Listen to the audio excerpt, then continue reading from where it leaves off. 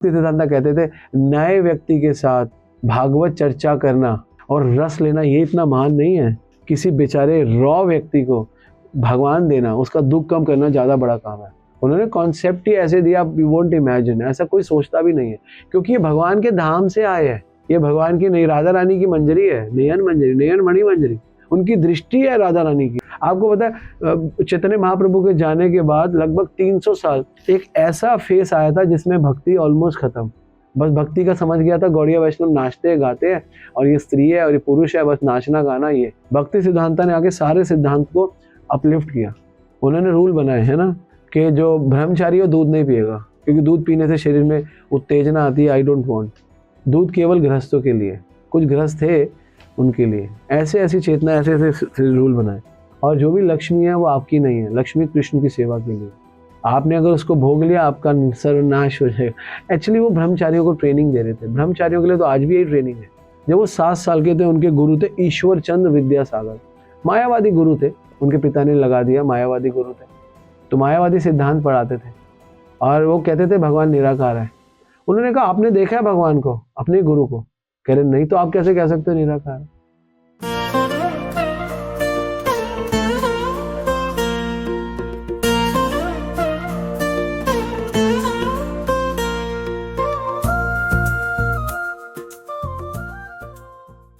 ऐसा नहीं है कि आप ये सोचो कि हम नाम लेंगे और हम ध्यान लगाएंगे।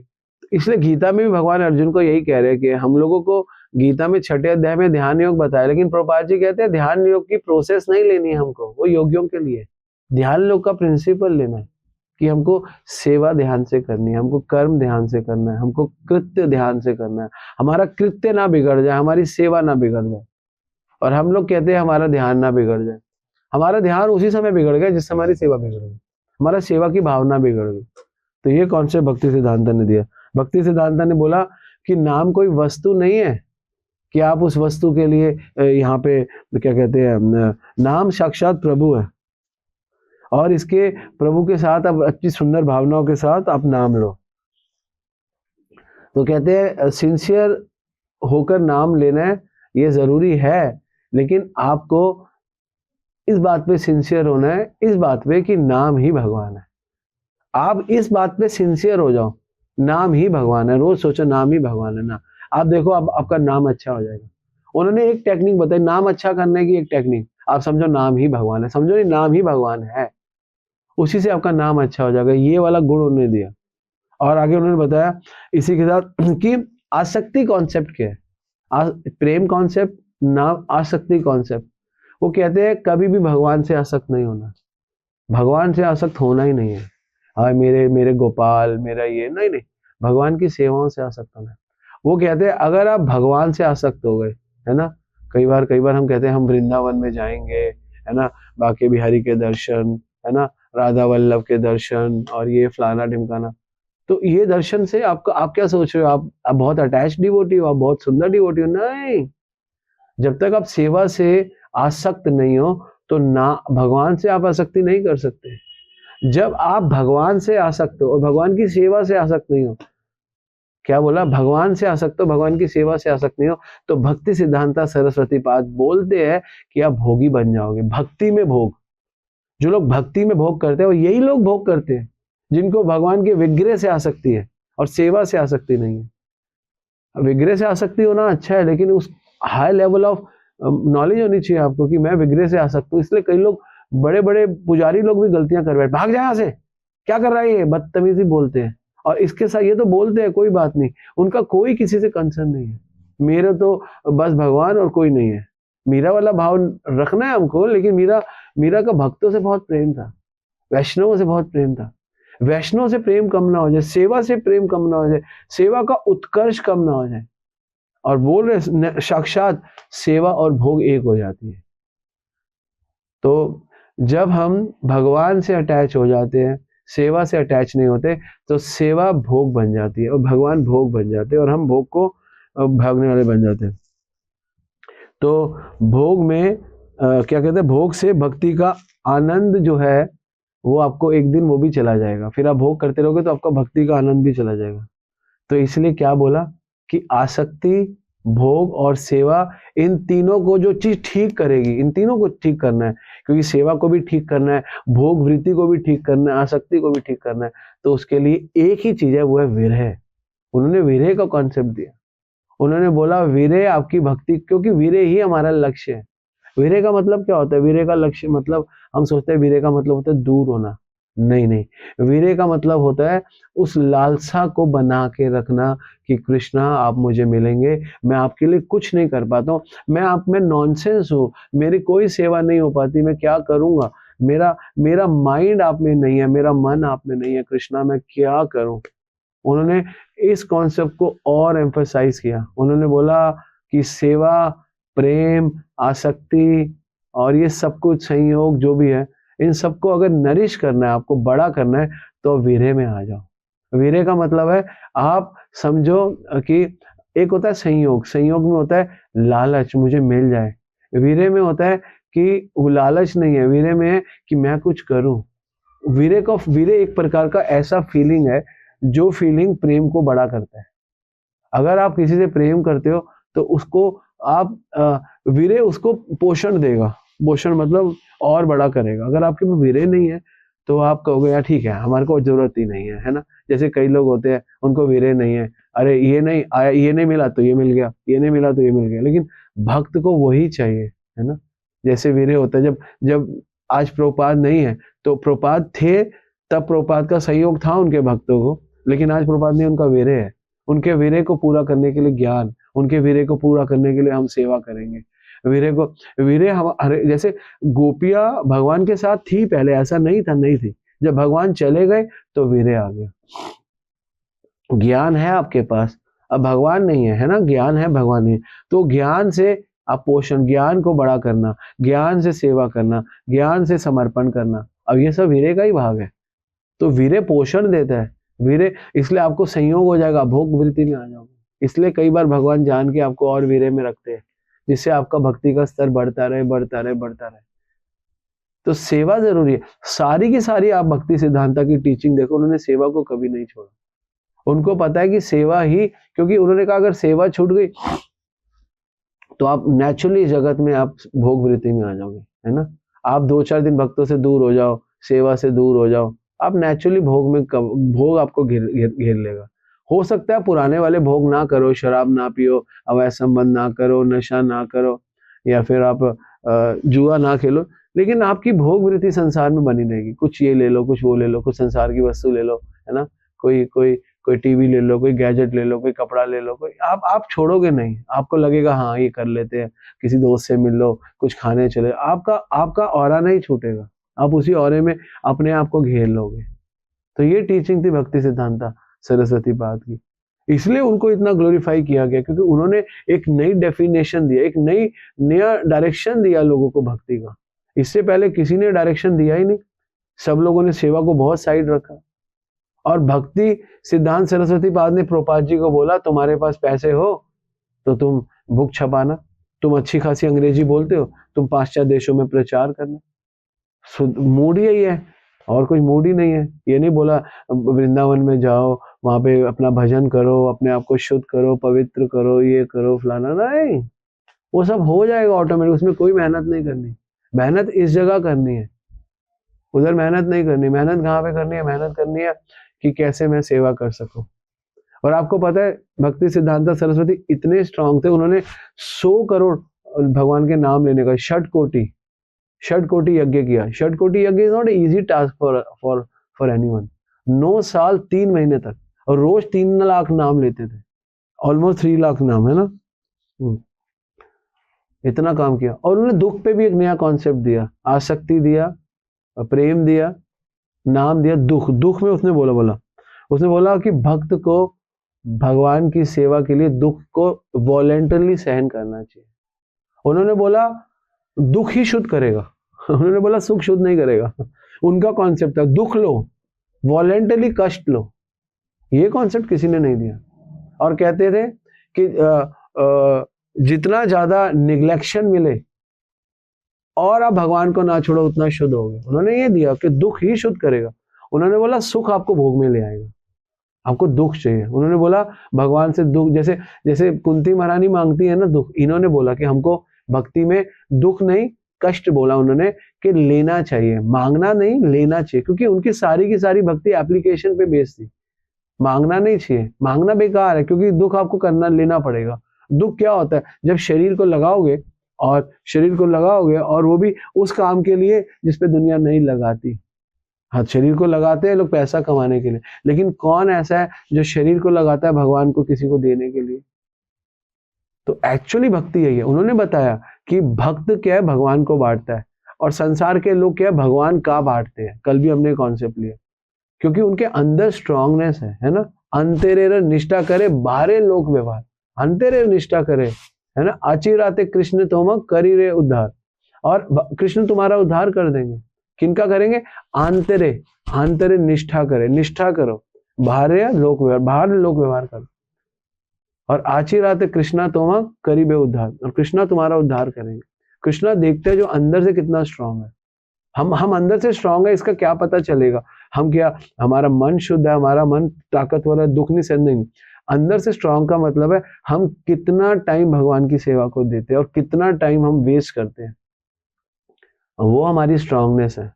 हम जब बोलते हैं ना अव्यक्त कालत्वम, यही है हमारे पास में। हम बहुत समय जब फालतू चीजों में वेस्ट करते हैं, तो इसका मतलब है हम अभी अंदर से स्ट्रांग नहीं है, हमारा मन अंदर से स्ट्रांग नहीं है। ये मैंने आपको प्रैक्टिकल एग्जांपल दे दिया, आप इससे अपने आप को चेक करो बस, आप अंदर से कितने स्ट्रांग हो। जब आप सेवाओं में लगोगे अंदर से, आप बहुत, मैं ये नहीं कहता सारा टाइम आप करो, लेकिन आपको बहुत टाइम जब आपके पास हो, भगवान के लिए निकालो, कुछ ना कुछ एक्टिविटीज के लिए निकालो, करो कुछ भगवान के लिए। भगवान को प्रसन्न करना ही पड़ेगा आपको, क्योंकि तभी आप प्रसन्न होगे, और कुछ आ रहा नहीं है आपके प्रसन्न होने का। तो उन्होंने बोला दुख को वॉलेंटरली लो।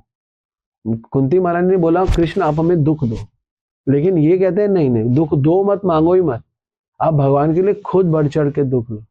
और बोलते हैं दुख में जो आनंद है, दुख लेकर दुखी होते, लेकिन दुख में जब आपका ज्ञान बड़ा हो जाएगा, आपकी सेवाएं बड़ी हो जाएगी, उत्कर्ष बड़ा हो जाएगा, तो जब दुख में जो आनंद है वो भक्ति का फल है, वो आपको आनंद का फल है, ये बताते हैं।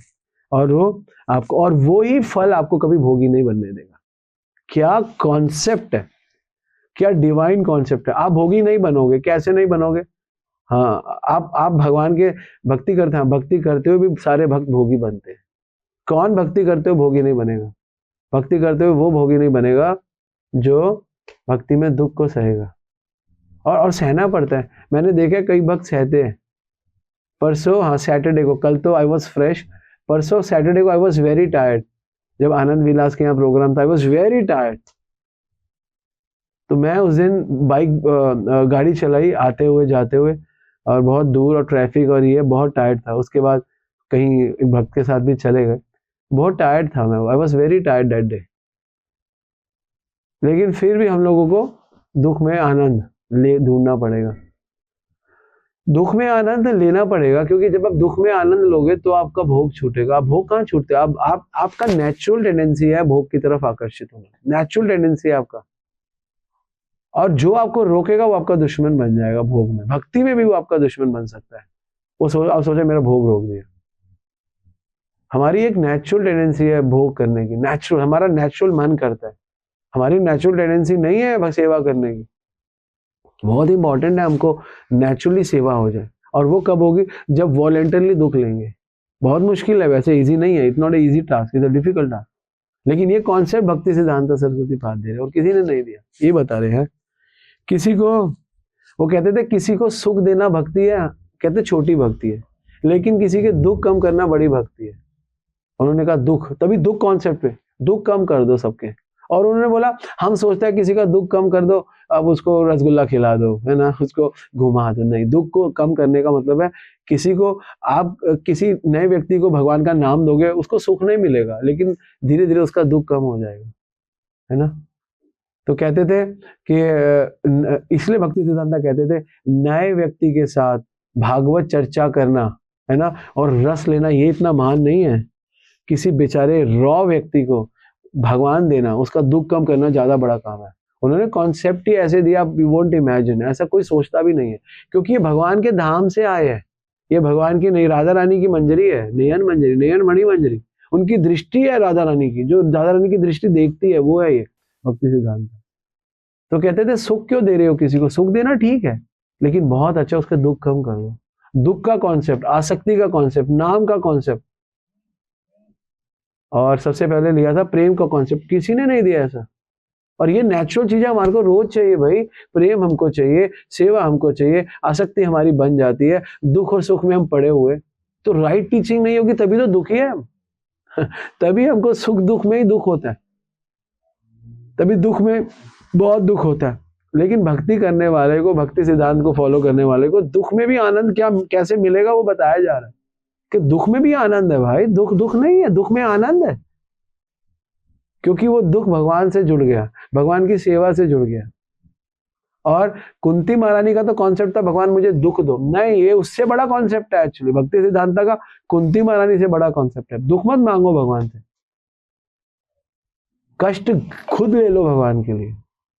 कोई एक आधा एग्जाम्पल जो भगवान के लिए जिन्होंने खुद कष्ट लिया, हनुमान जी है ना, खुद कष्ट लिया भगवान के लिए, सारे कष्ट लिए, खुद चले गए, जहां जाना है मैं चला जाऊंगा, राम काज करीबे को आते, उनके लिए भी काम जरूरी था। हनुमान जी ने सेवा करी राम जी की, मेडिटेट नहीं किया राम जी पे, जो राम जी पे मेडिटेट कर रहे थे पंपा सरोवर में है ना, एकाहारी, निराहारी, फलाहारी, जलाहारी, राम जी ने देखा नहीं, राम जी शबरी के पास गए है ना, और शबरी की झोपड़ी में, और शबरी कहती है मेरी झोपड़ी के भाग आज खुल जाएंगे, राम आएंगे। तो क्यों, क्योंकि सेवा है ना, सेवा बहुत जरूरी है। हनुमान जी ने सेवा करी, अर्जुन ने सेवा करी, हम सेवा छोड़ के प्रेम प्राप्त करना चाहते हैं। मैं कहता हूँ सेवा करते करते प्रेम ना भी हो, दुख ही सेवा है। सेवा करते करते प्रेम नहीं हुआ भगवान से और आपको दुख मिल गए, भगवान खुश हो जाएंगे। और भगवान के हाथ में है 2 मिनट में अपना प्रेम देना, और भगवान उन्हीं को प्रेम देते हैं, वो ही प्रेम का अनुभव करते हैं। अब वो बताते नहीं है कि प्रेम कैसा है, क्या प्रेम, प्रेम यही तो है, और क्या है प्रेम, यही तो बता रहे हैं। और आपको पता है 99% जो शिष्य थे भक्ति सिद्धांत, उनका डाउनफॉल नहीं हुआ। 1-2% सबका होता है, उसको बाहर कर दो। 99 क्यों, क्योंकि सबके सिद्धांत इतने मजबूत कर दिए थे, इतने मजबूत सिद्धांत कर दिए थे। आपको पता है चैतन्य महाप्रभु के जाने के बाद लगभग 300 साल एक ऐसा फेस आया था जिसमें भक्ति ऑलमोस्ट खत्म, बस भक्ति का समझ गया था गौड़िया वैष्णव नाचते गाते हैं, और ये स्त्री है और ये पुरुष है, बस नाचना गाना। ये भक्ति सिद्धांत ने आके सारे सिद्धांत को अपलिफ्ट किया, सब सिद्धांतों को उठाया, ये सही भक्ति है, गलत भक्ति है, सही भक्ति है, वो गलत भक्ति है, ये सब बताया। और वो इतने, उन्होंने अपने शिष्यों, जब शिष्य यूं करके आराम से कुर्सी का सहारा लेते थे ना, पीछे आराम से बैठ जाते थे यूं करके, वो कहते तुम स्त्री संग कर रहे हो, तुम आश्रय ले रहे हो स्त्री कुर्सी दीवार का, स्ट्रांग हो जाओ। अपने भक्तों को सबको स्ट्रांग किया उन्होंने, डिवोशनली स्ट्रांग किया, सबको सिखाया भक्ति कैसे करनी है, लोगों को पता ही नहीं था, ये था। और इनका हाँ, उन्होंने रूल बनाए है ना कि जो ब्रह्मचारी हो दूध नहीं पिएगा, क्योंकि दूध पीने से शरीर में उत्तेजना आती है, आई डोंट वांट। दूध केवल गृहस्थों के लिए, कुछ गृहस्थ थे उनके लिए, ऐसे ऐसी चेतना, ऐसे ऐसे रूल बनाए। और जो भी लक्ष्मी है वो आपकी नहीं है, लक्ष्मी कृष्ण की सेवा के लिए, आपने अगर उसको भोग लिया आपका सर्वनाश हो जाएगा। एक्चुअली वो ब्रह्मचारियों को ट्रेनिंग दे रहे थे, ब्रह्मचारियों के लिए तो आज भी यही ट्रेनिंग है, ब्रह्मचारियों के लिए आज भी ये ट्रेनिंग है। लेकिन फिर भी हम लोग, बाकी लोग इतना नहीं करते, अब तो हम, बल्कि बाहर तो अच्छा फूड मिलता नहीं है तो दूध पिलाते हैं, लेकिन भक्ति सिद्धांत तो वेरी स्ट्रिक्ट है ना। वो उनका कहना था माला करने से शुद्ध नहीं हो गए। कई लोग माला खुद ना माला करते थे, ऐसी बात नहीं कहते माला करने से शुद्ध नहीं हो गए, वो कहते हैं कि माला के पीछे क्या धारणा है उससे शुद्ध हो गए, लिखते हैं, अन्यथा नहीं। षट कोटि यज्ञ, अब मैं लेता हूँ कॉन्सेप्ट मैंने दिया, षट कोटि 100 करोड़ नाम, षट मतलब 100 करोड़ नाम, कोटि करोड़, 9 साल 3 महीने में, और रोज 3 लाख नाम लेते थे। और साथ में क्या क्या करते थे वो भी सुन लो। रुद्र द्वीप में कुटिया बनाई उस समय में, ठीक है, और आफ्टरनून प्रीचिंग प्रोग्राम चलते थे। योग पीठ जो बना है, आप कभी मायापुर जाओ तो योग पीठ का कंस्ट्रक्शन हो रहा है, वो भी कर रहे थे साइमल्टेनियसली। ट्रैवलिंग कर रहे थे, कैलकाटा जा रहे थे, कैलकाटा से आ रहे थे, ही वाज इनटू ट्रैवलिंग। और बाली गाय सभा हुई थी एक, बहुत ऑलमोस्ट 11 दिन की सभा थी। उसमें चैतन्य महाप्रभु को हटा रहे थे कि चैतन्य महाप्रभु ऐसे ही कोई, तुम लोग भगवान के आते, तुम लोग ये बेकार आदमी था, बहुत गंदा बोला। भक्ति सिद्धांता ने जाके चैतन्य महाप्रभु को स्थापित किया तो आज जो आपके सामने चैतन्य महाप्रभु, ये गौड़िया मठ और ये सारे योग पीठ है ना, ये सब कुछ मुरारी गोप, ये सब कुछ भक्ति सिद्धांता ने रीएस्टेब्लिश किया। पूरा हटाने का था। उन्होंने बाली गाय सभा में सबको डाउन किया, तुम चुप हो जाओ, और प्रमाण के साथ किया। और इतना स्ट्रांग थी उनकी वाणी, उनका डिटर्मिनेशन, हर कोई चुप हो जाता था, बोल ही नहीं पाता था, शब्द ही नहीं होते थे किसी के पास, क्या बोलेंगे। जब वो 7 साल के थे, हाँ ही वॉज 7 ईयर, 7 साल से अब दीनता का कॉन्सेप्ट लाते हैं। अभी तक तो हमने आसक्ति के कॉन्सेप्ट लाए, दुख का कॉन्सेप्ट लाए, दीनता। जब वो 7 साल के थे, उनके गुरु थे ईश्वर चंद्र विद्यासागर, मायावादी गुरु थे, उनके पिता ने लगा दिया, मायावादी गुरु थे, तो मायावादी सिद्धांत पढ़ाते थे, और वो कहते थे भगवान निराकार है। उन्होंने कहा आपने देखा है भगवान को, अपने गुरु को? कह रहे नहीं, तो आप कैसे कह सकते हो निराकार है? आपने आकार नहीं देखा ना, तो इसका मतलब निराकार है। हाँ, आपकी भावना निराकार है। उन्होंने बोला शास्त्र, उन्होंने छोटी उम्र में बोल दिया, ये शास्त्र क्या बोल रहे हैं, भागवत क्या बोलते हैं, वदंती तत्विदम तत्वम यद ज्ञानम अव्ययम ब्रह्मेति परमात्मेति भगवानेति शब्दते। तो भगवान तो है, मैं ये नहीं कह रहा निराकार भगवान का एक स्वरूप नहीं है, लेकिन उनके लिए जो भगवान से प्रेम नहीं करते, जो निराकार मानना चाहिए। आप ये कैसे कह सकते हो कि भगवान निराकार है? अपने ही गुरु को झाड़ दिया। गुरु ने कहा मैं इसको नहीं पढ़ा सकता। फिर जब 11 साल के हुए तो इनके एक और गुरु रखे गए, 12 साल के, पंडित ईश्वर शर्मा, पंडित पृथ्वी ईश्वर शर्मा। वो कहते हैं संस्कृत पढ़ लो, तुम्हें भक्ति, वो सगुणवादी थे, वो साकार रूप में करते थे, लेकिन वो कहते हैं संस्कृत पढ़ लो, भक्ति, तुम्हारी भक्ति बढ़ जाएगी, भक्ति में हेल्प होगा। उन्होंने कहा भक्ति में हेल्प संस्कृत पढ़ने से होगा? उन्होंने बोला हाँ। तो कह रहे पूरे विश्व में संस्कृत तो हम लोग पढ़ते हैं, तो पूरा विश्व जो है जो संस्कृत नहीं पढ़ता, या भारत के भी अन्य राज्यों में संस्कृत नहीं पढ़ाई जाती, तो उनका कल्याण नहीं होगा? उन्होंने बोला नहीं हो। कह रहे तुम गलत हो, कह रहे तुम गलत हो।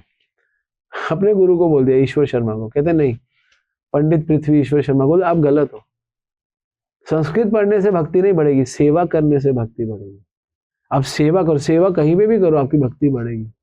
उन्होंने अपने उसको, जब वो कॉलेज में आए तो एक पंडित पंचानंद थे, वो प्रिंसिपल भी थे कॉलेज में, उन्होंने किताब लिखी ज्योतिष के ऊपर, ज्योतिष विज्ञान। उन्होंने उनकी सारी किताब खत्म कर दी, क्योंकि उनकी सारी किताब में ज्योतिष था, और ज्योतिष का कहीं से कहीं तक भगवान से रिलेशन दिखाया ही नहीं। उन्होंने बोला आपकी सारी किताब खराब है। उन्होंने बोला कि ज्योतिष अगर भक्ति को हेल्प नहीं कर रहा तो ज्योतिष बेकार है। और उन्होंने बोला वैसे भी, उन्होंने बोला जो लोग भगवान पे आश्रित है उनके लिए ज्योतिष की वैल्यू ही नहीं है। उन्होंने किताब में, उनकी किताब के नीचे लिख दिया, जो भी भगवान कृष्ण के भक्त हैं, जो भी चैतन्य महाप्रभु के भक्त हैं, उनको ज्योतिष नहीं पढ़नी चाहिए। साफ लिख दिया, उनके लिए ज्योतिष काम नहीं करती, और अगर वो ज्योतिष को मानते हैं तो भगवान पे भरोसा नहीं करते। उन्होंने बोला अगर आप भगवान के भक्त हो, आप ज्योतिष पे विश्वास करते हो, तो आपकी श्रद्धा बेकार है, कभी विश्वास मत करो। उन्होंने इसको प्रोपोगंडा बनाया। उन्होंने एक सेमिनार किया कि भक्तों के लिए ज्योतिष नहीं है, स्पेशल सेमिनार किया, इतने स्ट्रांग थे। उन्होंने कहा कोई ज्योतिष नहीं है, भक्त रोज अपना दिन बनाता है, रोज अपना दिन बिगाड़ता है, सेवा को लेकर, भावनाओं को लेकर, और अपने प्रेम को लेकर, अपनी आसक्ति को लेकर। हमारे लिए ये कॉन्सेप्ट है, दुख सुख कर्म, ये कॉन्सेप्ट है। ये ज्योतिष व्योतिष कुछ नहीं है। आपके भाग्य में कुछ था, नहीं था, पता नहीं।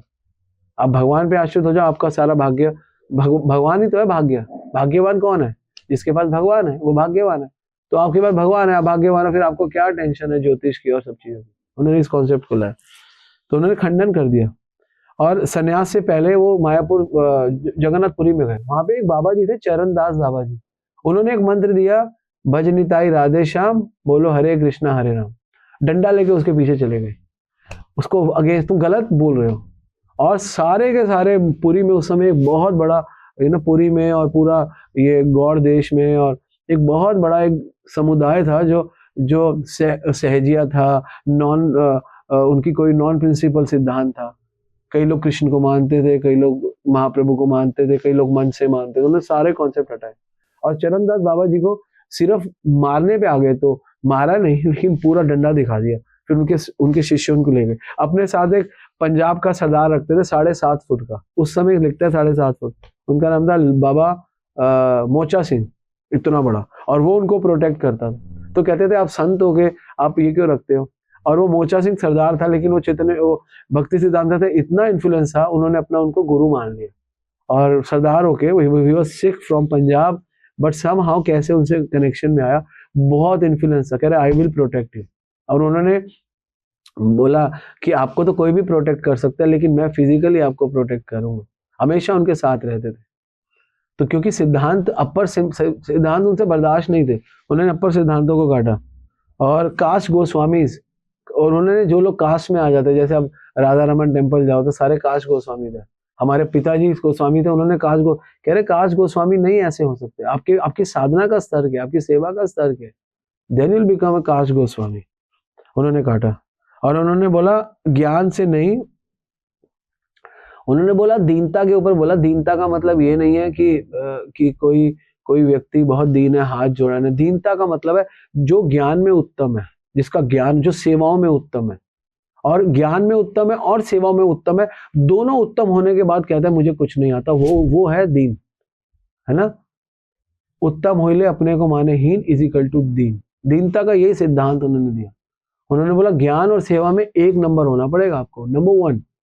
और नंबर वन होके कहना आपको ओके मैं आई एम नथिंग, है ना, सब भगवान और गुरु की कृपा, it means you are a दीन, ठीक है ना। और प्रताप रुद्र का एग्जाम्पल देते थे कि वो दीन थे, क्योंकि वो राजा थे, फिर भी भगवान के जगन्नाथ जी के रथ के आगे झाड़ू मारते थे, वो दीन थे। 14 साल की उम्र में उन्होंने ज्योतिष सीखी गोवर्धन मठ में। गोवर्धन मठ था, नाम गोवर्धन है लेकिन मायावादी था, तो वहां पे सीखी। और 18 साल में एक किताब थी लघु सिद्धांत कुमोदी, बहुत बड़ी है, लघु सिद्धांत कुमोदी, पूरी किताब पढ़ ली। और और एक संस्कृत का स्कॉलर था, उसको लघु सिद्धांत आता था, वो आके टिप्पणी करने लगा क्या आता है तुम्हें, तुम्हारी उम्र कितनी है, 18 साल में तुमने लघु सिद्धांत सीख लिया। उसने बोला हाँ सीख लिया। कहता आओ मेरे साथ तर्क करो। और जब तर्क वितर्क हुआ लघु सिद्धांत कुमोदी में, उस स्कॉलर का, ही वॉज अराउंड 45, उसका पेशाब निकाल दिया 18 साल के बच्चे ने। पेशाब लिटरली जैसे कहते ना, पेशाब निकल गया, वो भाग गया वहां से छोड़ के। और 21 साल में उन्होंने 3 मैगजीन बनाई और 26 साल में 6 मैगजीन लिखी। और उनका उनको उनके एक भक्त थे श्रीधर महाराज, है ना, बाद में बहुत बड़े उन्होंने ये पूरा का पूरा गौड़िया मठ संभाला भी। और भक्ति हमारे जगत गुरु शिल प्रभुपाद के गुरु भाई थे। तो उनके साथ वृंदावन गए, राधा कुंड में। उनको बाबाओं से सुनने का शौक था, शौक नहीं, सुनना चाहते थे कि क्या कहते हैं बाबा। तो बाबा लोग राधा रानी की बातें कर रहे थे राधा कुंड पे, लेकिन भक्ति सिद्धांता वहां पे आके उपनिषदों पे चर्चा कर रहे थे। तब उन्होंने रियलाइज किया ये बाबा लोग जो है वो यहाँ से मुझे उधर लेकर जाना चाहते, लेकिन मेरे गुरु तो वहां से आए हैं, और वहां से आए और मुझे लेकर जाना चाहते। उन्होंने उन्होंने जब किताब लिखी, उन्होंने ये चीज उस पर मेंशन करी। एक और भक्त थे, उनका नाम था रूप महाराज, बहुत सुंदर थे। रूप महाराज गृहस्थ थे, वो आए उनको, और बहुत डेडिकेटेड थे, वो बहुत दान देते थे, एक्चुअली कलकत्ता के थे, बहुत दान देते थे, और फॉलो करते थे, प्रिंसिपल्स फॉलो करते थे। उनका एक बेटा हुआ, बिल्कुल भक्ति सिद्धांता के पास आए कि मैंने पुत्र के लिए मेरा नामकरण करो, क्या नाम दोगे। तो भक्ति सिद्धांता ने बोला तुम्हारे ऑलरेडी 2 पुत्र है, अब तुम्हारा तीसरा पुत्र हुआ है, तो ये पुत्र हमको दे दो। या ये नहीं बोला दे दो, जहाँ तुम्हारे पास ऑलरेडी 2 पुत्र है, अब तीसरा भी पुत्र हुआ है, इनडायरेक्टली बोला कि मैं चाहता हूँ कि ज्यादातर मेरे पास में शिष्य आते हैं और बोलते हैं पुत्र का नामकरण कर दो, कोई पुत्र नहीं देता, तो ऐसा ही है। तो उन्होंने बोला आपको दे दूंगा मैं, आप कहोगे तो। कह रहे अभी मत दो, इनको बड़ा होने दो, माँ का दूध दूध पीने दो, और थोड़ा बड़ा होने दो, सिखा दो, कुछ कर दो, तो उसके बाद जब 6-7 साल के हुए उनको दे दिया। और वही बाद में भक्त बने। और वो ऐसे भक्त बने, रूप महाराज के शिष्य, उनका नाम मेरे को याद नहीं आ रहा, उन्होंने गौड़िया मठ को संभाला बाद में। और उन्होंने जब संभाला तो केवल संभाला नहीं, वो इतने बड़े नैष्ठिक ब्रह्मचारी थे छोटी उम्र से ही, क्योंकि उनका नामकरण भक्ति सिद्धांता ने किया था। वो जब तक 1 लाख नाम नहीं लेते थे, पानी भी ग्रहण नहीं करते थे, मतलब 64 माला के बाद पानी लेते थे। वो इतने बड़े, उन्होंने बाद में काफी मठों का भी निर्माण किया। तो ऐसे उनके उनके सारे डिसाइपल्स हुए। एक और भक्त हुए जिनका नाम था मित्र। वो भक्ति सिद्धांता से द्वेष करते थे, और वो गौर किशोर दास बाबा जी से बहुत प्रेम करते थे। और वो प्रेम नहीं करते थे, उनको यूज करते थे, क्योंकि गौर किशोर दास बाबा जी भजन में मस्त से आंखें बंद करके रहते थे। कोई कहता है उनको दिखता नहीं था, कोई कहते हैं वो देखते नहीं थे। गौर किशोर दास जगत ही नहीं देखते थे, क्योंकि कहते हैं जगत में कुछ है ही नहीं देखने का, वो आंखों बंद करके सिर्फ भगवान को देखते थे, क्योंकि वो नित्य लीला प्रविष्ट थे, वो लीलाओं में रहते थे। तो उनके जो वो जो मित्र दोस्त, उसका नाम मित्र था, मित्र दास पता नहीं, वो मठ में चोरियां करता, मठ नहीं मतलब एक छोटा सा गौर किशोर दास बाबा जी का जो भी छोटा सा मंदिर था, लोग भक्ति, गौर किशोर दास बाबा जी वैरागी थे, लोग आते थे दान देते थे, वो सारा दान का पैसा वो रख लेता था। और कुछ भी अपने गुरु को बस खाना वाना चला दिया। और ये बात भक्ति सिद्धांता को पता थी, भक्ति सिद्धांता बोलते थे, लेकिन गुरु कहते थे कोई बात नहीं, कोई बात नहीं। और वो फिर गौर किशोर दास बाबा जी उसको माफ कर देते थे। लेकिन वो क्या करने लग गया, वो बाद में भक्ति सिद्धांता की बुराइयां करने लग गया। फिर वो गौर किशोर दास बाबा जी से भी बर्दाश्त नहीं हुआ। गौर किशोर दास बाबा जी ने बोला, तू मुझे लूट जितना लूटना है, जो तेरे को चाहिए तू रख ले, मुझे नहीं मतलब, है ना। बाद में वो इतना गंदा हो गया, उसने स्त्री संग भी किया वहां पे। तो भक्ति सिद्धांत को बहुत गुस्सा आया, उन्होंने बोला ये मेरे गुरु का पवित्र स्थान है, तो यहाँ पे आके माताओं के, उन्होंने फिर गुरु को बोला, तो गुरु को बोला, तो फिर बाद में उनको फिर वहां से इन्होंने निकाला। तो इतना द्वेष करता था, इतना द्वेष करता था, और इतना द्वेष करने के बावजूद भी भक्ति सिद्धांता ने, जो कि इतने टाइट थे, उन्होंने उनको माफ कर दिया। उन्होंने बोला क्यों माफ किया, इतना पापी था, मतलब वो सब कुछ सारे भक्ति में। उन्होंने बोला क्योंकि तूने मेरे गुरु की सेवा की है, क्योंकि मठ में था, खाना बनाना, कभी कभी लॉन्ड्री करना, तो इतनी वैष्णव की सेवा की है, वो इतने कृतज्ञ हो गए कि तूने मेरे गुरु की सेवा की है, तो मैं तुझे तेरी सारी गलतियां माफ करता हूँ, तू जा। मतलब उनका जो कॉन्सेप्ट था, डिवोशनल कॉन्सेप्ट इतना बड़ा था कि वो सब समझते थे कि गुरु सेवा कर गया तू गलती से, तो तेरा कल्याण निश्चित है। तो जो भी गुरु सेवक हो, उनसे कभी भी निंदा, उनसे कभी भी द्वेष नहीं करना चाहिए। और हम, गीता भी यही कहती है, अगर आपको नित्य सन्यासी बनना है तो गेयम स नित्य सन्यासी ना द्वेष्टि ना कांक्षति, है ना। निंद्वंदो ही महाबाहो सुखम बांधते प्रमुच्यते, है ना, सुख बांधित प्रमुच्यते। तो यही सिद्धांत है। तो भक्ति सिद्धांता वेल इन सिद्धांत। और आज भी जो भक्ति सिद्धांता का सिद्धांत लेकर, भक्ति सिद्धांत केवल सिद्धांत के लिए ही नहीं है, उस सिद्धांत की एप्लीकेशन के लिए। राइट सिद्धांत हमें किसी ने नहीं दिया, किसी ने, सब लोग उल्टे सीधे सिद्धांत देते हैं हमको, राइट सिद्धांत भक्ति सिद्धांता ने दिया। इतनी सुंदर हमको फिलॉसफी जो बताई है केवल भक्ति सिद्धांता ने। कैसे हमको सुख दुख को देखना है, कैसे आसक्ति को देखना है, कैसे प्रेम को देखना है, कैसे वीर्य को देखना है, कैसे और जो भी था, वीर्य हो गया, प्रेम हो गया, आसक्ति हो गया, सुख हो गया, दुख हो गया, और संयोग हो गया, सब उन्होंने सिखाया। ठीक है।